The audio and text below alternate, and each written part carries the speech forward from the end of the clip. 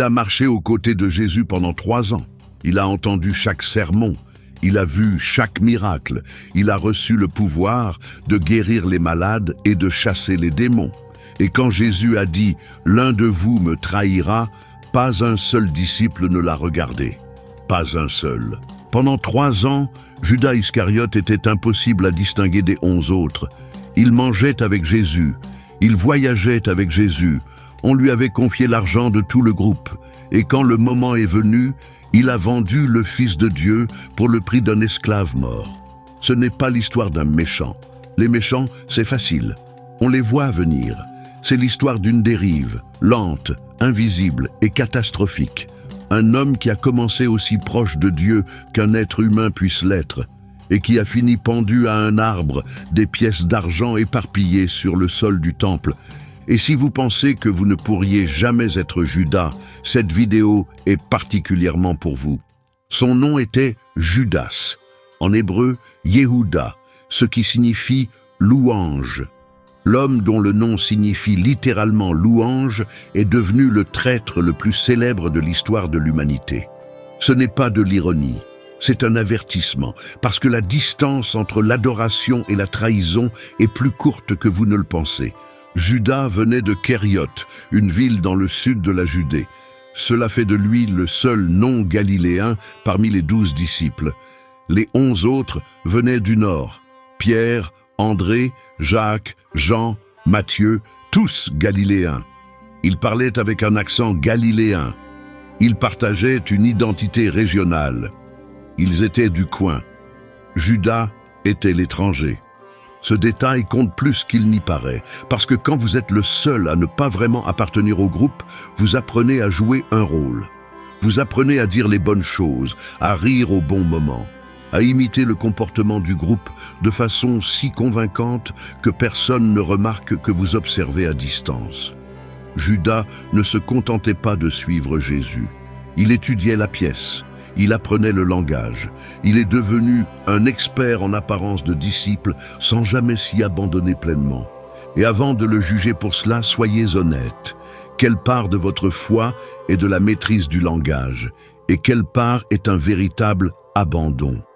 Combien d'entre vous savent exactement quand lever les mains pendant la louange, exactement quand dire « Amen », exactement comment prier à voix haute en groupe pour que tout le monde pense que vous êtes plus proche de Dieu que vous ne l'êtes vraiment? Combien d'entre vous ont maîtrisé le langage de la foi sans jamais le laisser dépasser la performance pour entrer dans leur vie réelle? Judas n'était pas un monstre, c'était un acteur. Et l'Église est remplie d'acteurs qui seraient horrifiés de s'entendre décrire ainsi. Et Jésus l'a choisi quand même. C'est la partie dont personne ne parle. Jésus n'a pas hérité de Judas, il l'a sélectionné. Luc nous dit qu'avant de choisir les 12, Jésus a passé la nuit entière en prière. Une nuit entière. Et quand le matin est arrivé, il a regardé la foule de disciples et en a choisi 12, et Judas en faisait partie. Jésus a choisi Judas en toute connaissance de cause. Il savait. Depuis le début, il savait. Jean nous dit que Jésus a déclaré « N'est-ce pas moi qui vous ai choisi, vous les 12, et pourtant l'un de vous est un diable ». Il n'a pas dit cela après la trahison. Il l'a dit tôt pendant son ministère, quand beaucoup de disciples partaient parce que ses enseignements étaient trop difficiles. Jésus a regardé les 12 qui restaient et a dit « L'un de vous est un diable », et il l'a laissé rester. Pourquoi? Pourquoi choisir quelqu'un dont on sait qu'il vous trahira? Pourquoi donner 3 ans de votre vie, votre enseignement, vos miracles, votre présence, votre confiance à un homme dont vous savez qu'il vous vendra pour de l'argent? Parce que Jésus n'aime pas les gens en fonction de ce qu'ils feront de son amour. Il les aime et les laisse choisir. Il a donné à Judas chaque occasion qu'il a donnée à Pierre, chaque sermon, chaque miracle, chaque moment intime, chaque acte de grâce, le même pain, le même vin, la même route, les mêmes 3 ans. Pierre est devenu le roc de l'Église. Judas est devenu le symbole de la trahison. Le même Jésus, le même accès.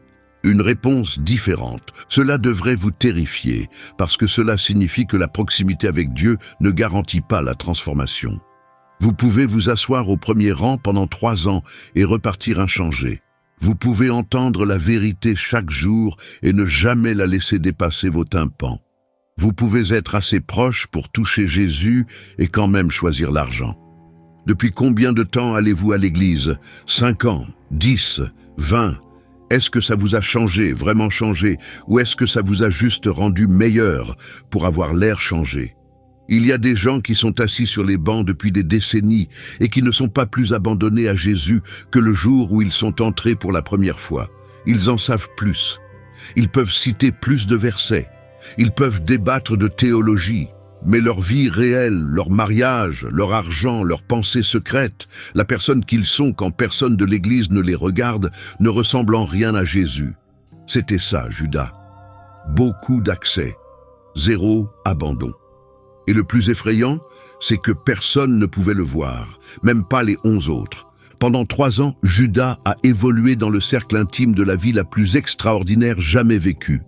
Il était là quand Jésus a calmé la tempête. Il était là quand les aveugles ont recouvré la vue. Il était là quand Lazare est sorti du tombeau après 4 jours de mort. Il a vu les morts ressusciter, les lépreux être purifiés, les démons fuir. Il a tout vu. Réfléchissez à ce que cela signifie. Judas se tenait dans la barque quand les vagues se sont arrêtées.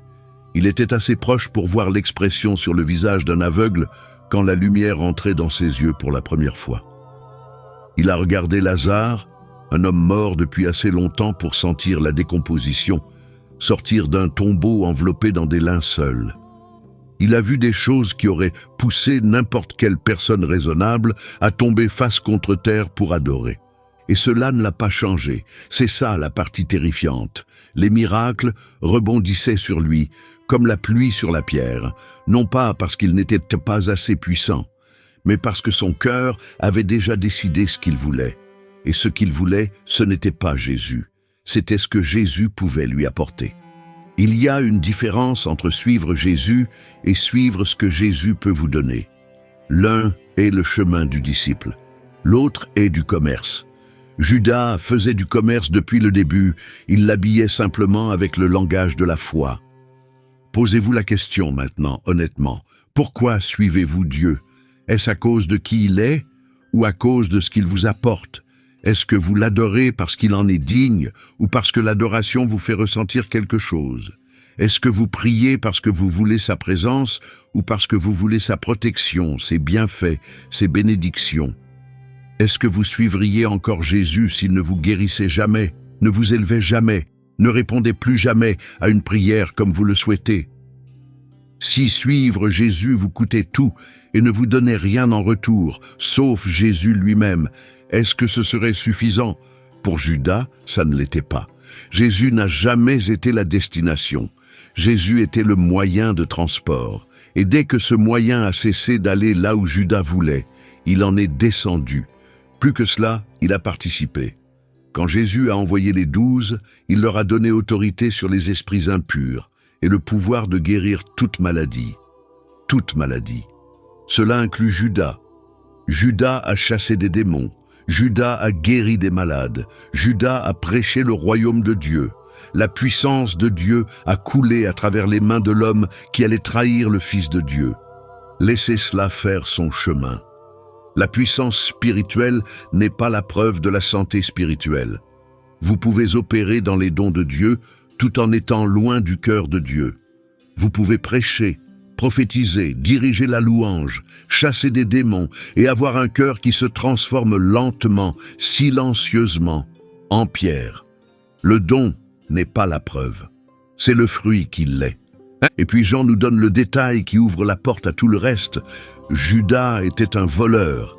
En tant que gardien de la bourse, il se servait dans ce qu'on y mettait. Jésus a fait de Judas le trésorier. Il a donné à l'homme qu'il savait être un voleur le contrôle de l'argent. Encore une fois, pourquoi? Parce que Jésus n'essayait pas d'empêcher la trahison. Il donnait à Judas chaque chance de l'arrêter lui-même. La bourse était un test, pas un piège. Chaque fois que Judas ouvrait cette bourse et prenait ce qui ne lui appartenait pas, il avait le choix. Chaque fois que ses doigts touchaient les pièces qui appartenaient au groupe, il pouvait s'arrêter. Il pouvait se confesser, il pouvait dire « j'ai un problème, j'ai besoin d'aide ». Mais il ne l'a pas fait, et c'est comme ça que la dérive fonctionne. Pas dans un moment unique et dramatique, dans des choix petits, silencieux, répétés, que personne ne voit, une pièce ici, une pièce là, une excuse, ils ne vont pas le remarquer. Une justification. Je le mérite, je fais tout le travail administratif pendant qu'eux ont le droit de s'asseoir à ses pieds. Un endurcissement. Tout le monde le fait. Et voici la partie la plus cruelle de la dérive. Elle vous pousse à en vouloir à la chose même que vous volez. Plus Judas prenait dans la bourse, plus il devait justifier le fait de prendre dans la bourse. Et la façon la plus simple de justifier le vol envers une cause, c'est de se convaincre que la cause ne vaut pas ce que tout le monde en pense. Alors les vols n'ont pas seulement endurci les mains de Judas, ils ont endurci son cœur envers Jésus. Chaque pièce qu'il prenait l'obligeait à penser un peu moins de bien de l'homme dont le ministère alimentait la bourse.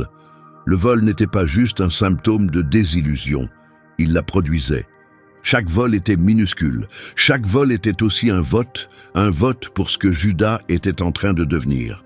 Et après 3 ans de petits votes, l'homme nommé Louange est devenu l'homme nommé traître. Combien d'entre vous ont une bourse? Pas forcément au sens propre, mais un domaine de votre vie où vous avez accès à quelque chose qui ne vous appartient pas, la confiance de quelqu'un, la vulnérabilité de quelqu'un, une position d'autorité, un secret que vous pourriez exploiter, et vous continuez à prendre de petites quantités en pensant que personne ne le remarque. Peut-être que personne ne le remarque, mais vous le remarquez. Et chaque petit larcin vous façonne en quelqu'un que vous n'aviez pas l'intention de devenir. La dérive s'est accélérée lors d'un repas à Béthanie 6 jours avant la Pâque.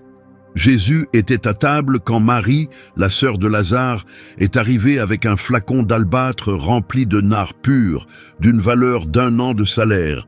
Elle a brisé le flacon et a versé le parfum sur les pieds de Jésus, les essuyant avec ses cheveux. La maison s'est remplie de la fragrance, et Judas s'est indigné. Pourquoi ce parfum n'a-t-il pas été vendu et l'argent donné aux pauvres? Il valait 1 an de salaire. Jean nous révèle la vérité derrière cette objection. Il ne disait pas cela parce qu'il se souciait des pauvres, mais parce qu'il était un voleur. Judas a vu le parfum et a calculé. 300 deniers. Si cet argent était passé par la bourse, il en aurait pris sa part. L'adoration extravagante de Marie lui avait coûté personnellement, et il était furieux. C'est le moment, juste là. C'est ici que le point de basculement s'est produit. Parce que juste après cette scène, Matthieu et Marc placent les 2 événements l'un après l'autre. Judas est allé voir les grands prêtres et a dit « Que me donnerez-vous si je vous le livre ?» Le parfum a été le déclencheur. L'adoration de Marie, débordante, prodigue, magnifique, a été ce qui a poussé Judas par-dessus bord. Il ne pouvait pas comprendre. 1 an de salaire versé sur les pieds de quelqu'un, pourquoi faire? Quel était le retour sur investissement? Quelle était la valeur stratégique? Judas ne pouvait pas concevoir une adoration qui ne calcule pas, et c'est la marque de quelqu'un qui n'a jamais été véritablement transformé par la grâce. Parce que la grâce est extravagante. La grâce est prodigue selon les critères du monde.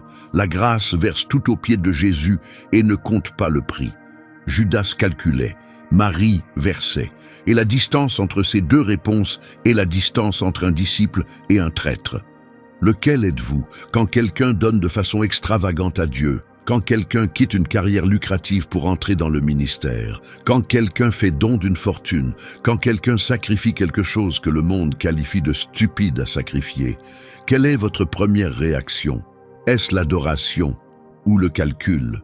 Est-ce que vous pensez c'est magnifique ou est-ce que vous pensez c'est du gaspillage? Parce que dans cette fraction de seconde, dans ce premier instant, avant que votre théologie ne corrige votre réaction, vous révélez de quel côté de la table vous êtes assis, le côté de Marie ou le côté de Judas. Et la plupart d'entre nous, si nous sommes douloureusement honnêtes, calculons plus que nous ne versons. Et ils lui comptèrent 30 pièces d'argent, le montant exact, prophétisé par Zacharie 700 ans plus tôt. Ils m'ont payé 30 pièces d'argent, le beau prix auquel ils m'ont estimé. Le prophète était sarcastique, parce que 30 pièces d'argent, ce n'était pas un beau prix. C'était l'indemnité légale versée au propriétaire d'un esclave quand celui-ci était accidentellement tué par un bœuf. C'était le prix d'un esclave mort. Les chefs religieux d'Israël ont évalué le Fils de Dieu au prix d'un bien accidentellement détruit. Et Judas a accepté. À partir de ce moment, Judas cherchait une occasion. Il s'est assis à la table avec Jésus pendant 6 jours encore, a partagé des repas avec lui, l'a écouté enseigner, l'a regardé interagir avec les foules, tout en guettant le bon moment pour le livrer. Il jouait le disciple tout en planifiant l'exécution. Et personne ne le savait.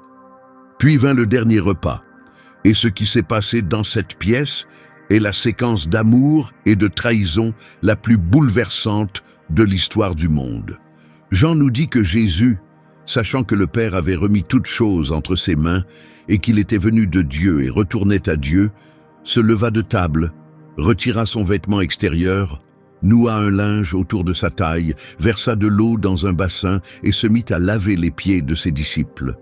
Tous, y compris Judas, Jésus s'est agenouillé sur le sol devant l'homme qui avait déjà accepté de le trahir. Il a pris les pieds qui allaient guider les soldats vers le jardin. Il a tenu les chevilles de l'homme qui l'avait vendu pour de l'argent. Il a versé de l'eau sur la peau de son traître et l'a séché avec le linge noué autour de sa propre taille. Et il l'a fait en sachant. C'est le détail qui fait tout éclater. Jésus n'a pas lavé les pieds de Judas par erreur, en le prenant pour quelqu'un d'autre. Il l'a fait en pleine connaissance de ce que Judas avait déjà fait et de ce que Judas s'apprêtait à faire. Il s'est agenouillé devant celui qui allait le tuer et l'a servi. Combien d'entre nous laveraient les pieds de la personne qui planifie activement notre destruction? Combien d'entre nous pourraient s'agenouiller devant quelqu'un qui a déjà pris l'argent, qui a déjà signé le marché, et quand même le servir avec tendresse? Jésus le pouvait, Jésus l'a fait, parce que son amour n'était pas conditionné par la réponse qu'il recevait. Il aimait Judas de la même manière qu'il aimait Pierre. La différence n'a jamais été dans l'amour offert, elle était dans l'amour reçu. Puis, pendant le repas, Jésus a lâché une bombe. En vérité, je vous le dis, l'un de vous me trahira. La pièce s'est figée, et voici le détail qui prouve à quel point la dérive de Judas avait été invisible. Chaque disciple a posé la même question. Pas « est-ce Judas ?» Pas un seul doigt pointé dans sa direction. Chacun a demandé « Ce n'est pas moi, n'est-ce pas, Seigneur ?» 12 hommes, 3 ans ensemble. Et quand Jésus a dit que l'un d'eux était un traître, chacun a douté de lui-même avant de douter de Judas. C'est à quel point la performance était convaincante. C'est à quel point le masque était devenu parfait. Judas était si intégré, si crédible, si à l'aise dans le langage du disciple que même ceux qui vivaient avec lui chaque jour ne voyaient pas ce qu'il était vraiment. Puis vint le moment qui aurait dû tout arrêter. Jésus a pris un morceau de pain, l'a trempé dans le plat et l'a tendu à Judas. Dans cette culture, ce n'était pas un geste anodin. Quand l'hôte trempait un morceau et le tendait personnellement à un invité, c'était la plus haute marque d'honneur et d'amitié intime. C'était réservé à la personne la plus estimée à la table, et les spécialistes pensent que Judas était assis à l'une des 2 places d'honneur, juste à côté de Jésus, car c'est la seule position depuis laquelle Jésus aurait pu lui tendre le pain directement. Jésus a offert le geste de la plus profonde amitié à l'homme qu'il avait déjà vendu.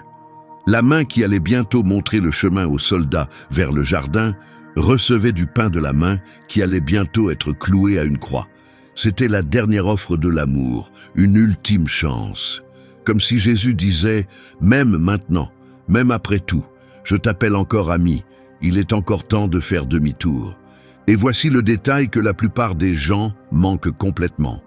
Plus tôt dans la soirée, Jésus avait cité le psaume 41, verset 9. « Même mon ami intime, celui en qui j'avais confiance, celui qui partageait mon pain, s'est retourné contre moi. » David a écrit ce psaume 1000 ans avant le Christ, et le mot hébreu pour « partager mon pain » porte l'image précise de tremper le pain ensemble, de partager un plat commun. Jésus disait aux disciples, « Ce qui va se passer ce soir a été écrit il y a 1000 ans. L'homme qui trempe le pain avec moi sera celui-là. » Et puis, quelques instants plus tard, il a trempé le pain et l'a tendu à Judas. Il a accompli la prophétie de sa propre main. Il n'a pas seulement prédit la trahison, il l'a servi. Il a placé le pain de la prophétie dans la main du traître annoncé. 1000 ans d'écriture ont convergé sur un seul morceau de pain, dans une seule pièce, en une seule nuit. Et l'homme qui l'a reçu n'a pas tremblé. C'est le pouvoir terrifiant d'un cœur endurci. Judas a entendu le psaume. Il a reçu le pain. Il a senti la chaleur de la main de Jésus. Et le texte dit, après le morceau, Satan entra en lui. Il y a une porte qui s'ouvre quand on prend le pain de l'amour pour alimenter sa trahison. Il y a un point de non-retour, non pas parce que la grâce de Dieu s'épuise, mais parce que le cœur humain peut s'endurcir si complètement qu'il peut tenir le pain de Jésus dans une main et l'argent des prêtres dans l'autre, sans trembler. Jésus l'a regardé et a dit, « Ce que tu fais, fais-le vite. » Et les autres disciples ne comprenaient toujours pas. Certains pensaient que Jésus disait à Judas d'aller acheter des provisions pour la fête.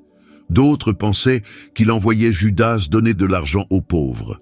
Ils faisaient tellement confiance à Judas, même à ce moment-là, qu'ils interprétaient les paroles de Jésus à travers le prisme du rôle de Judas en tant que trésorier. Et puis Jean écrit 5 mots, qui comptent parmi les plus saisissants de toute la Bible. Et c'était la nuit. Pas simplement une indication de temps, une déclaration spirituelle. Quand Judas est sorti de cette pièce, il est sorti de la lumière pour entrer dans les ténèbres. La porte s'est fermée derrière lui. La chaleur de la pièce, la présence de Jésus, le pain encore sur ses lèvres, tout cela derrière lui. Devant lui, les prêtres, les soldats, le jardin, l'argent, la corde. Et c'était la nuit. À l'intérieur de la pièce, quelque chose a changé dès que Judas est parti. Jean rapporte que Jésus, aussitôt que Judas fut sorti, a dit « Maintenant le Fils de l'homme est glorifié. » Maintenant, pas avant. Tant que le traître était assis à la table, la gloire était voilée. Dès que les ténèbres ont quitté la pièce, Jésus a pu parler ouvertement de ce qui allait venir. Il a pu donner le commandement nouveau. Il a pu réconforter ses disciples. Il a pu prier la prière du chapitre 17 de Jean. Le départ de Judas n'était pas seulement le début de la trahison, c'était le début de la gloire. Dieu agit ainsi. La pire chose que quiconque ait jamais faite, la vente du Fils de Dieu, est devenue l'instrument par lequel Dieu a sauvé le monde. La croix n'était pas un plan de secours. C'était le plan depuis la fondation du monde. Et Judas, sans le savoir, jouait un rôle dans un scénario écrit avant le commencement des temps. Mais cela ne fait pas de Judas une victime. Il n'était pas une marionnette. C'était un homme qui a fait des choix, des milliers de petits choix, qui l'ont conduit à un moment où le plus grand choix semblait inévitable. Dieu a utilisé ces choix. Dieu ne les a pas provoqués. Il y a une différence entre la souveraineté et la contrainte. Et Judas se tient au centre de cette différence. Quelques heures plus tard, Judas est arrivé au jardin de Gethsémani avec un détachement de soldats et de gardes portant des torches, des lanternes et des armes. Il leur avait donné un signal. « Celui que j'embrasserai, c'est lui, arrêtez-le. » Imaginez la scène, c'est le milieu de la nuit. Jésus vient de finir de prier, suant des gouttes de sang, demandant au Père s'il existe un autre chemin, puis s'abandonnant, « Non pas ma volonté, mais la tienne. » Les disciples dorment. Le jardin est silencieux, à part les insectes et le vent. Et puis des lueurs de torches à travers les oliviers, le bruit des bottes, le cliquetis des armes. Et devant la colonne, les guidant comme un éclaireur, l'homme qui avait partagé le pain avec Jésus 3 heures plus tôt. Maintenant, faites bien attention aux Grecs, parce que c'est le détail que presque personne ne connaît et il change toute la scène. Le signal était un baiser, en grec, philéo. Un baiser de salutation ordinaire. Une brève marque de reconnaissance entre amis. C'était le plan. S'approcher. Donner un baiser standard. S'en aller. Laisser les soldats faire le reste. Mais quand Judas a réellement rejoint Jésus, le mot change. Matthieu et Marc passent tous les deux de philéo à cataphiléo, une forme intensifiée, fervente, passionnée du mot. Les spécialistes le décrivent comme un baiser prolongé, excessif. Il n'a pas donné à Jésus une bise rapide sur la joue comme prévu. Il l'a pris dans ses bras et l'a embrassé encore et encore et encore. Le même mot, cataphiléo, n'est utilisé qu'à 2 autres endroits dans les évangiles. Quand le père a embrassé le fils prodigue qui rentrait à la maison, et quand la femme pécheresse a embrassé les pieds de Jésus en pleurant. Ce sont les 2 actes d'affection physique les plus émouvants, les plus aimants, les plus désespérés de tout le Nouveau Testament. Et Judas a utilisé le même geste, la même intensité, le même langage corporel pour marquer Jésus pour la mort. Il a transformé en arme le langage de l'amour le plus profond pour commettre la trahison la plus profonde. Il a utilisé le vocabulaire du retour au foyer et du repentir comme signal d'arrestation. Le geste même qui signifie « je t'aime de tout mon être » est devenu l'instrument qui disait « c'est lui, prenez-le ». Et Jésus, debout dans le jardin, recevant cette avalanche de faux baisers, a prononcé un mot qui devrait vous arrêter net. Ami, en grec, éther, compagnon. Il n'a pas appelé Judas ennemi. Il ne l'a pas appelé traître. Il l'a appelé ami. Même au moment de la trahison ultime. Même avec la lueur des torches dansant sur les armes des soldats, même avec le cataphiléo encore chaud sur son visage, « Ami, ami, fais ce pourquoi tu es venu ». Ce fut le dernier mot que Jésus ait jamais adressé à Judas. Et c'était un mot de relation, pas de rejet. Une dernière porte laissée ouverte. Un dernier souffle de grâce dans l'air nocturne de Gethsémani. Luc ajoute une phrase que les autres évangiles ne rapportent pas. Jésus a dit « Judas, c'est par un baiser que tu trahis le Fils de l'homme ». C'était une question, pas une affirmation. Et les questions sont des invitations. Même dans la dernière seconde, avec les soldats tout autour, avec les torches qui flamboyaient, avec l'arrestation déjà en cours, Jésus a posé une question, comme pour dire « réfléchis à ce que tu fais. Est-ce vraiment comme ça que tu veux que cela se termine? Un baiser, le langage de l'amour comme instrument de mort. Tu fais encore un choix. Tu peux encore t'arrêter. » Judas n'a pas répondu. Le texte ne rapporte pas un seul mot de Judas dans le jardin. Il est venu avec un baiser et il est reparti dans le silence. L'homme qui avait été assez habile pour tromper 11 disciples pendant 3 ans n'avait rien à dire à la seule personne qui le connaissait parfaitement. Et c'est la tragédie au cœur de toute cette histoire. Judas aurait pu s'arrêter à n'importe quel moment. À la bourse, il aurait pu se confesser. À Béthanie, il aurait pu verser au lieu de calculer. À la table, il aurait pu recevoir le pain et pleurer au lieu de s'endurcir. Dans le jardin, il aurait pu tomber aux pieds de Jésus au lieu d'embrasser son visage. Même après l'arrestation, il aurait pu aller vers la croix au lieu de l'arbre. Il aurait pu se tenir au pied du calvaire et entendre Jésus dire « Père, pardonne-leur ». Il aurait pu être là le dimanche matin quand le tombeau était vide, mais il a choisi les prêtres plutôt que le Sauveur à chaque tournant. Et chaque tournant rétrécissait le chemin jusqu'à ce qu'il n'y ait plus de chemin. Puis ils l'ont arrêté, et la mécanique de la crucifixion s'est mise en marche. Et Judas a regardé, de loin peut-être, ou peut-être qu'il est parti tout de suite. Le texte ne nous le dit pas. Mais il a regardé assez longtemps pour connaître l'issue, parce que Matthieu nous dit que lorsque Judas a vu que Jésus était condamné, il a été saisi de remords. Pas de repentance, de remords. Le mot grec est métamélomai, ressentir du regret, souhaiter ne pas avoir fait quelque chose. Ce n'est pas la même chose que métanoéo, changer d'avis, faire demi-tour, se repentir. Judas a senti le poids de ce qu'il avait fait. Il n'a pas changé de direction pour autant. Et c'est la distinction la plus importante que vous entendrez aujourd'hui, parce que l'ennemi de votre âme utilise cette confusion comme son arme la plus efficace. Il veut vous faire croire que se sentir mal à cause de son péché, c'est la même chose que régler son péché. Ce n'est pas le cas. Se sentir mal, c'est le remords. Le régler, c'est la repentance. Le remords vous garde dans la salle du tribunal, à fixer les preuves, à rejouer le crime, à vous noyer dans le verdict. La repentance sort du tribunal et marche vers le juge qui a déjà rédigé le pardon. Beaucoup d'entre vous sont assis dans le remords depuis des années. Vous vous sentez coupable chaque jour. Vous rejouez l'échec chaque nuit. Vous vous punissez avec le souvenir de ce que vous avez fait. Et vous appelez ça la conviction. Mais ce n'est pas la conviction. La conviction vous met en mouvement. Le remords vous paralyse.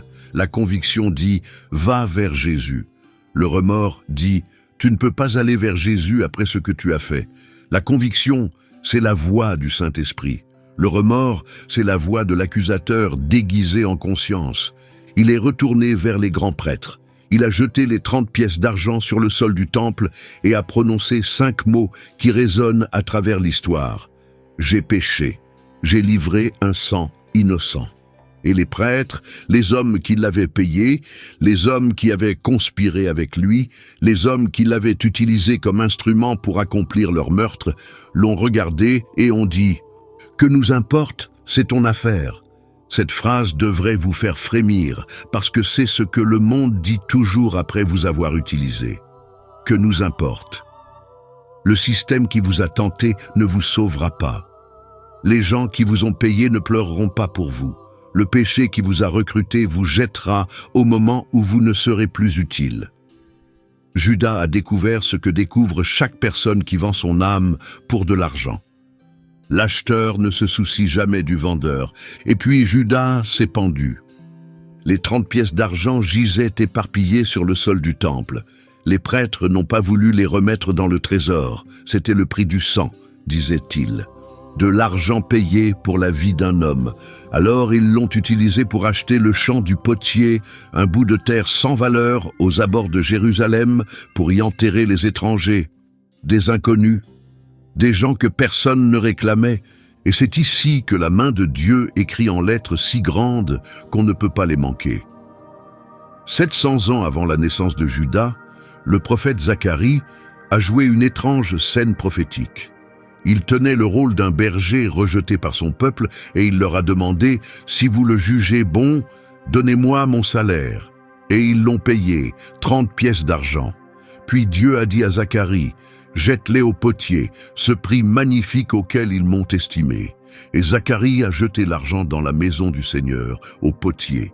30 pièces d'argent, jetées dans le temple, données à un potier.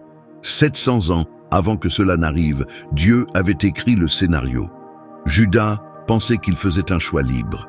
Il accomplissait une prophétie. L'argent qu'il serrait dans ses mains avait été compté avant sa naissance. On l'a appelé le champ du sang, et il est devenu un cimetière pour les étrangers, pour les anonymes, les non réclamés, ceux qui étaient morts, loin de chez eux. L'argent qui a acheté la mort du Fils de Dieu a acheté un cimetière pour les oubliés. Il y a quelque chose d'insupportablement poétique là-dedans. Le prix de la trahison de Jésus est devenu un lieu de repos pour ceux qui n'avaient personne. Même dans la mort, même à travers le pire acte de traîtrise de l'histoire, Dieu a transformé l'argent en un lieu de repos pour ceux qui n'avaient rien. Des semaines plus tard, après la résurrection et l'ascension, les 11 disciples restants se sont réunis dans une chambre haute, 120 croyants. Et Pierre s'est levé et a dit quelque chose qui tranche jusqu'à l'os. Judas était l'un des nôtres et il avait part à notre ministère. Avait part au passé. La place était vide. L'homme qui avait été le 12e n'était plus là et la communauté devait faire face au vide qu'il avait laissé. Pierre a cité un psaume. Que sa demeure devienne déserte, que personne ne l'habite, puis un autre. Qu'un autre prenne sa charge. Il leur fallait un 12e, non parce que 12 était un nombre pratique, parce que 12 représentait les 12 tribus d'Israël, la plénitude du peuple de Dieu. Judas avait brisé cette plénitude. Le symbole de la totalité avait une fissure, et il fallait la réparer. Ils ont choisi Matthias, un homme dont vous n'avez probablement jamais entendu parler, un homme qui avait suivi Jésus tout le temps depuis le baptême par Jean jusqu'à l'ascension, mais qui n'avait jamais été nommé. Jamais appelé dans le cercle intime. jamais reçu de titre ou de fonction. Il avait été fidèle dans l'ombre pendant que Judas avait été infidèle sous les projecteurs. Et voici le détail qui devrait vous figer sur place. Matthias avait été là depuis le début. Il avait marché sur les mêmes routes que les 12. Il avait entendu les mêmes sermons. Il avait vu les mêmes miracles. Mais il n'avait jamais été choisi. Il était dans la foule, pas à la table. Et il est resté quand même. Pendant 3 ans, il a suivi Jésus sans titre, sans reconnaissance, sans place au dernier repas, et il n'est jamais parti. Judas avait la place et l'a jeté. Matthias n'a jamais eu la place et n'a jamais cessé de suivre. L'homme qui avait tous les privilèges a trahi. L'homme qui n'avait aucun privilège a persévéré. Et à la fin, l'homme sans nom a hérité de la place du célèbre traître. Il y a une question enfouie dans ce détail et elle vous est directement adressée. Est-ce que vous suivez Jésus pour la place, la position, la reconnaissance, le titre, le rôle, ou est-ce que vous le suivriez même si vous n'en obteniez jamais? Parce que Matthias a suivi pendant 3 ans sans rien, pas de titre, pas de bourse, pas de place à la table, juste Jésus, et cela lui suffisait. Le livre des Actes dit que lorsqu'ils ont choisi Matthias, ils ont prié. « Seigneur, toi qui connais le cœur de tous, le cœur de tous. » C'est la prière qui a choisi le remplaçant de Judas. Pas « Seigneur, toi qui connais le talent de tous, ou le parcours de tous. » Le cœur de tous, parce que Judas avait le parcours. Judas avait le talent. Judas avait 3 ans d'expérience dans le cercle intime du Fils de Dieu. Et son cœur était pourri. Dieu ne regarde pas l'extérieur, il regarde le cœur. Et c'est dans le cœur que la dérive commence ou s'arrête. C'est ici que l'histoire exige que vous voyiez la croisée des chemins. Parce que cette même nuit, 2 hommes ont trahi Jésus. Judas l'a vendu pour de l'argent. Pierre l'a renié devant un feu de braise 3 fois, avec des serments et des jurons, devant témoins. Les 2 ont trahi, les 2 ont échoué de façon catastrophique, les 2 ont détruit leur relation avec Jésus en quelques heures. Mais Pierre a pleuré, et Judas s'est pendu. Quelle était la différence? Ce n'était pas la gravité du péché. Le reniement de Pierre était public, répété et blasphématoire. Il a juré et affirmé qu'il ne connaissait pas Jésus, pendant que Jésus se faisait battre dans la pièce d'à côté. On pourrait même soutenir que le péché de Pierre était pire à un égard. Judas a trahi Jésus auprès d'inconnus. Pierre l'a renié devant des proches. Et ce n'était pas non plus la profondeur du remords. Les 2 hommes étaient brisés. Les 2 ont ressenti le poids total de ce qu'ils avaient fait. Matthieu utilise un langage presque identique pour décrire l'état émotionnel des 2 hommes. Ils étaient tous les 2 détruits par leur échec. La différence, c'était la direction. Quand Pierre a senti le poids de ce qu'il avait fait, il s'est tourné vers Jésus. Quand Judas a senti le poids de ce qu'il avait fait, il s'est tourné vers les prêtres. Pierre a apporté son échec à celui qui pouvait le pardonner. Judas a apporté son échec à ceux qui l'avaient acheté. Pierre est allé au rivage, Judas est allé au temple. Pierre a entendu Jésus dire « Paie mes brebis ». Judas a entendu les prêtres dire « Que nous importe ?»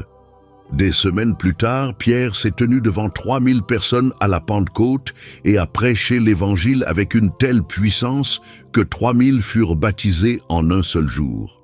L'homme qui avait renié Jésus 3 fois devant un feu l'a proclamé 3000 fois lors d'une fête. Celui qui avait renié est devenu le prédicateur. L'homme de l'échec est devenu la fondation. Et Judas était dans un champ acheté avec le prix du sang. Un champ où l'on enterrait des étrangers, un champ qui portait sa honte comme une pierre tombale. La même nuit, le même péché, le même Jésus à la disposition des 2 fins complètement différentes. Non pas parce que Jésus aimait l'un plus que l'autre, mais parce que l'un a couru vers la grâce et l'autre l'a fui. La ligne qui sépare Pierre de Judas n'a jamais été le péché, c'était la direction de la réponse, vers Jésus, ou loin de lui, vers la grâce ou vers le système, vers celui qui lave les pieds ou vers ceux qui comptent l'argent. Et c'est ici que le miroir se tourne vers vous. Parce que la question n'est pas de savoir si vous allez échouer. Vous échouerez. La question n'est pas de savoir si vous allez trahir Jésus d'une manière ou d'une autre, le renier par votre silence, le compromettre par vos choix, l'échanger contre quelque chose de moindre valeur. Vous le ferez. Chaque être humain qui a jamais vécu a, d'une façon ou d'une autre, à un moment donné, choisi l'argent plutôt que le Sauveur. La question est, quand vous réaliserez ce que vous avez fait, où irez-vous? Est-ce que vous irez vers les prêtres, vers le monde, vers le système, vers les voix qui vous disent qu'il est trop tard, que vous êtes allé trop loin, que les dégâts sont irréparables, que Dieu en a fini avec vous? Ils diront ce que les prêtres ont toujours dit, que nous importe, c'est ton affaire. Ou est-ce que vous irez au rivage? Est-ce que vous sauterez dans l'eau comme Pierre l'a fait et nagerez vers la voie de celui qui prépare le petit déjeuner sur un feu de braise, celui qui sait déjà ce que vous avez fait et qui prépare déjà une place pour vous à la table? Judas a ressenti le remords. Pierre a ressenti la repentance. Le remords dit « J'aurais voulu ne pas avoir fait ça ». La repentance dit « Je retourne vers Jésus ». Le remords regarde le passé et pleure. La repentance regarde Jésus et marche. Ils se ressemblent pendant les 5 premières secondes, mais ils mènent à des destinations complètement différentes. L'un mène au sol du temple, l'autre mène au rivage. Certains d'entre vous se tiennent à cette croisée des chemins en ce moment même. Vous avez fait quelque chose que vous ne pouvez pas défaire. Vous avez trahi une confiance. Vous avez dérivé si loin de votre point de départ que vous ne voyez plus le chemin du retour. Et la voix dans votre tête ressemble exactement à celle des grands prêtres. Que nous importe? C'est ton problème. Ce n'est pas la voix de Dieu. La voix de Dieu, c'est celle qui a appelé Judas ami dans le jardin. La voix de Dieu, c'est celle qui a dit à Pierre « M'aimes-tu? Paie mes brebis ?» La voix de Dieu ne dit pas « Que nous importe ?» La voix de Dieu dit « Viens, mange, recommençons ». Mais il y a encore un miroir et c'est le plus difficile. La plupart d'entre vous ne sont pas à la croisée des chemins. La plupart d'entre vous ne sont pas dans le jardin, ni devant les 30 pièces, ni devant la corde. La plupart d'entre vous en sont à un moment plutôt de l'histoire. Vous en êtes à la bourse. Vous en êtes au stade des petits compromis, des petits vols, des petits mensonges, des petites distances avec Dieu que personne ne remarque parce que chacune, en elle-même, est trop petite pour être vue. Vous ressemblez encore à un disciple, vous connaissez encore le langage, vous êtes encore assis à la table, mais quelque chose bouge. Quelque chose s'endurcit, quelque chose se forme dans le silence de petits choix répétés qui un jour, si rien n'est fait, produiront une trahison que vous n'avez jamais voulu. Judas ne s'est pas réveillé un matin en décidant de vendre Jésus. Il a dérivé jusque-là, une pièce à la fois, une excuse à la fois, un endurcissement à la fois, jusqu'au jour où il est entré chez les grands prêtres et où cela lui a semblé la chose la plus naturelle du monde. L'endroit le plus dangereux dans la vie chrétienne, ce n'est pas la rébellion ouverte, c'est la dérive lente qui, de l'extérieur, ressemble à de la fidélité. Si vous vous reconnaissez dans cette dérive, si vous savez qu'il y a une bourse dans votre vie, un domaine où vous prenez de petites quantités de ce qui ne vous appartient pas, un domaine où vous jouez la dévotion tout en vous servant discrètement, alors entendez ceci, vous n'êtes pas encore Judas. Le pain est encore offert, la main de Jésus est encore tendue, le mot « ami » est encore sur ses lèvres. Mais ne prenez pas le pain tout en gardant l'argent. Ne recevez pas la grâce en continuant la dérive. Ne laissez pas une pièce de plus entrer dans la bourse. Posez-la. Faites demi-tour. Allez au rivage. Parce que le même Jésus qui s'est agenouillé pour laver les pieds de son traître est agenouillé devant vous en ce moment. Et il ne vous demande pas d'être parfait, il vous demande d'être honnête. Il vous demande d'ouvrir la bourse et de lui montrer ce qu'il y a dedans. Il le sait déjà, il l'a toujours su, il vous a choisi quand même. La question n'a jamais été de savoir si Jésus allait continuer à vous aimer. La question est de savoir si vous laisserez son amour vous transformer, ou si vous resterez assis à la table, mangerez le pain et sortirez dans la nuit. C'était la nuit quand Judas est parti, mais il n'est pas obligé que ce soit la nuit quand vous revenez. Si cette vidéo a touché quelque chose en vous, si vous avez reconnu la dérive ou la croisée des chemins ou la bourse, dites-le moi dans les commentaires. Partagez-la avec quelqu'un qui a besoin de l'entendre avant que la dérive ne devienne une destination. Abonnez-vous si ce n'est pas déjà fait. La prochaine vidéo ira encore plus en profondeur. Que le Seigneur vous bénisse et vous garde. Que le Seigneur fasse briller sa face sur vous et vous accorde sa grâce. Que le Seigneur tourne sa face vers vous et vous donne la paix. À la prochaine vidéo.